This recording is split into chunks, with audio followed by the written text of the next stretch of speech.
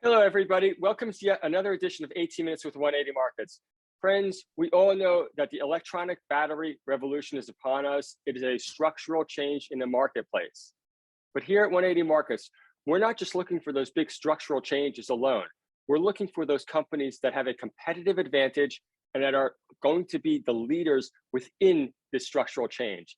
And that's why I'm so excited today to welcome Joe Walsh, Managing Director of Lepidico, to 18 Minutes with 180 Markets, because Lepidico has a fully integrated competitive advantage from the mine to the end user. It's an Australian company with high margin potential. And with that introduction, Joe, welcome to 18 Minutes with 180 Markets. Thank you very much, Greg. Good to be here. Great. Hey, Joe, everybody's got a story. Can you just tell us a little bit about your background? Because people back people as much as anything else. Yeah, sure, Greg. So I'm a mining engineer by training. Spent about 10 years in industry, mainly working overseas. Started off in South Africa, then West Africa, Eastern Europe, Middle East. Then I went into capital markets and was an analyst with investment banks for a decade. And then I joined an ASX listed company called previously Pan Australian Resources, that some of you may remember. It was a fabulous company building exercise. I was general manager corporate development there for 12 years. And we built 3 new mines in the frontier region of northern Laos and created a $2.5 billion ASX 100 company. So the team that I pulled together when I joined Lepidico in 2016, one of those, Peter Walker, our general manager projects, I'd worked with extensively at Panost. And then Chantal Norgate came on board and as CFO and COSEC, and she's got extensive development company experience. Yeah, and Joe, that experience, as I said, people back people as much as anything else. Certainly you tick the box as far as the management goes. Turning to Lepidico itself, can you just tell investors a little bit about the company, give an overview if you don't mind? Sure, Greg. So Lepidico is a lithium development company. We are differentiated on multiple different levels. So we have our own proprietary process technologies, the main ones being LMAX and LOMAX, and I'll touch on each of those in a minute. But they allow us to hydrometallurgically process non-traditional lithium minerals, the being the lithium mica and lithium phosphate minerals. So we're operating in a much less contested space for feedstock. We can't process, and we're not interested in spodumene, for example. And it means that we've also got a vertically integrated business, as you mentioned. So we've got some small mines that we're looking at redeveloping in Namibia. They'll feed ore into a small concentrator, and then it's that mineral concentrate that goes into our proprietary processes in the chemical plant that don't just produce the lithium hydroxide, they'll also produce a range of byproducts, which our spodumene and brine peers just don't enjoy. Yeah, so you not only have lithium, but you also have the potential for fertilizer as well, and silica, and all these minerals, correct me if I'm wrong, are all involved in that clean energy space, aren't they? And the ESG space, I should say as well. They've all got very good environmental credentials, absolutely. And also the lithium microminerals contain cesium and rubidium, which are 2 metals that are on the US government's list of 35 critical minerals. And we've got the world's only undeveloped reserve of those 2 critical metals, which really does make our technologies unique and provides an ability for us to be able to produce an even broader range of products. Also, as far as timing wise, Lepidico, you've completed a DFS. Can you just tell us a little bit about the metrics, the financials, and how they stack up? And then maybe we'll get into the actual processing, if you will. Sure, Greg. So we completed the definitive feasibility study in May last year. It's got very compelling economics associated with it. We'll be producing around 5,000 tons a year of lithium hydroxide. Low operating costs, all-in sustaining costs between $3,500 and $4,000 a ton. And that's after byproduct credits. Capital intensity is very competitive. And we've got an internal rate of return in that study of 31%, and that's ungeared. That's before any debt funding. And the MPV is around 220 million US dollars. So since then, we've been working on permits and approvals. We've got almost all of those in place, and we're shovel ready in Namibia. We've also been working on debt finance. We entered into a mandate letter with the US government's International Development Finance Corporation in October last year, and they're evaluating the project for providing debt to the Namibian piece. And then we're in advanced discussions with a number of different commercial lenders for debt for the Abu Dhabi part of the project, which is the chemical conversion plant. So we've, over the course of the last sort of 15 months, we've been going through all of those work streams to be able to try and get to a final investment decision in the first quarter of next year. Yeah, Joe, we're going to jump around a little bit, but just let's stay on the financing for a second.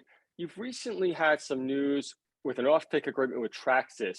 For those viewers that were not familiar with Traxxas and why it's so important, can you just give us a little bit of color about it? Yeah, it's a really important one, this, because Traxxas isn't, I believe, a household name, for example, in Australia, but they are arguably one of the world's leading chemical trading companies. They've been trading lithium chemicals as long, if not longer, than any other group out there. They started in 2009. And an awful lot of the more traditional household names in the trading space are trying to get into that space now. And it's not easy. It takes a lot of time to develop into it. Initially trading spodumene, then going into the chemicals. Traxxas has a long track record now in this. The agreement that we've entered into is a binding agreement for all of our lithium product, and they're also going to be marketing the cesium. They will take off-spec material, which is a really important component, because when you're ramping these new projects up, there is going to be a proportion of off-spec material. Now, if you do a deal with an OEM, an auto manufacturer, they're not going to be able to manage that off-spec material. So Traxxas has both breadth and depth of relationships across the lithium industry and has those well established for more than a decade. So I believe that they are one of the best, if not the best group to be entering into an offtake transaction with. Hey, Joe, going back now towards the actual fully integrated product, your processing plant is in Abu Dhabi. Can you just tell us a little bit why Abu Dhabi and what makes it important from your point of view? Sure. So we initially went to Abu Dhabi, actually marketing the company, looking for investors. And we kept getting asked the same question: have you or would you consider building your chemical plant here? And there's no reason why we shouldn't. So we did a back of the envelope exercise, and it looked really compelling. Abu Dhabi is the world's largest producer of sulfur. Our largest consumable is sulfuric acid. So being close to an abundant, affordable source of sulfur is helpful. It's got some of the world's cheapest energy. There's also markets there for our bulk byproducts. So there's a construction industry for the silica that you mentioned, but also the Middle East imports about 100,000 tons a year of SOP fertilizer, largely from Chile. We'll be the only local producer of around 13,000 tons a year, and we're seeing really good demand for that product. Yeah, so it's obviously a natural place to be for you. Hey, Joe, one of the attractions to us at 180 about Lepidico is also the timing, that you're a near-term producer. Can you just maybe take us through the next couple of years? What does it look like from Lepidico's point of view? Yeah, so I think this the offtake arrangement with Traxxas that you mentioned has been hugely important for this, because it is an essential component for lenders to be able to due diligence. So I mentioned the US government's International Development Finance Corporation. We've been in discussions with them now for close to 2 years. It takes time to get that kind of debt, but it's arguably the highest quality, lowest cost debt you can get. The only reason why they lend to projects is if they have excellent environmental and social credentials. So it's a huge endorsement in that area. So we're well advanced with them. The independent engineer that they employed is very close to finalizing its reports. We're running our pilot plant again, which will allow lenders to do due diligence. So we're targeting the late in the March quarter to be getting the debt funding pieces together. We're also next quarter likely to be getting further offtake arrangements in place. So there should be plenty of news flow with regard to both funding, the debt funding and offtake of our products. And if we can be making a final investment decision around that sort of March, April time, we should be coming into production late 2023. There might be a bit of a stretch. We might be into early 24, but you're absolutely correct. There are very few projects that are right on the cusp of being able to transition into development. And remember, this isn't a huge project. So it's not like a lot of these other enormous projects out there that are going to have long timelines for development. Our timeline for development is relatively compressed. And because the project is of moderate scale at 5,000 tons a year, I think we have a much more manageable risk profile than almost any other lithium project out there. Yeah, couldn't agree with you more. And not only that, Joe, it also, can you just tell us, is there any room for upside exploration potential? Sure, we've got a large ground position in Namibia. We've got over 1,000 square kilometers. We've done a lot of work this year identifying new targets. Obviously, with COVID, it has been tricky to be getting out into the field, but all of that groundwork that the team has done, they're now ready to be getting in the ground and drilling. So we expect to be getting a drill rig onto site in January and aggressively drilling out some of these targets they're greenfield targets. We know the pegmatites are there. We know the lithium minerals are there. They just need drilling. They've never been drilled before. So I think that we're looking at probably a lot of activity on the ground in the first half of this next year. Yeah, and friends, that is upside that is not factored into any of the Lepidico plans at this point. Hey, Joe, you mentioned the word team. Team is so important. Can you just tell us a little bit about your experience building, from basically nothing to an ASX 100 company? How important is the team and just having the right people in place? So it is critical. And I mentioned scale as well, and making sure the projects are manageable. So building a 5,000 ton, having the team in place to build a 5,000 ton a year project is key. But that's then a platform, once you've built that operating team, that you can leverage on to be able to then build a phase 2 project or a phase 3 project. And that's the Lepidico's strategy. So the mining piece in Namibia is relatively small scale. Like, we'll only need 3 dump trucks and 1 excavator for the first half of the mine life. It's a tiny mine, and it's a redevelopment. It's brownfield development. These mines have been mined for different minerals in the last century, which all de-risks the project. We're starting to pull the team together now. We will have announcements going out next quarter about key positions being appointed. But then we'll use that operating platform from phase 1, plus the exploration that we just discussed, to build the resource base to support phase 2. So we absolutely see ourselves as a growth business.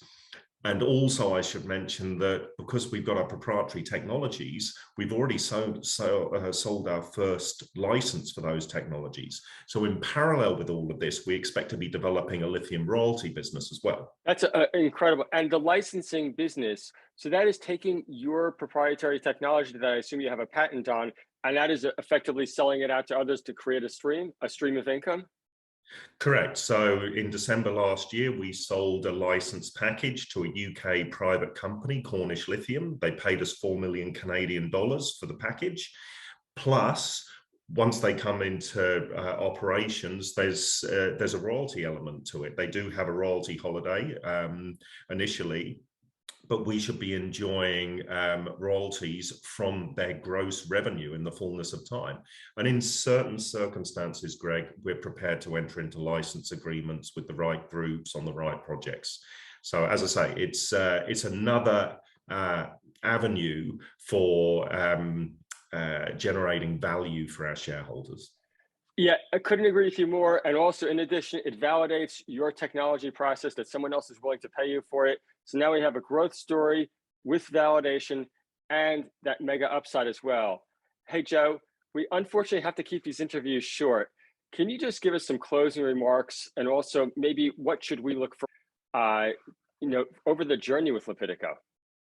Okay, well, it's a fascinating journey that we've been on, and we really thank our shareholders for the huge support that they've given us over the years.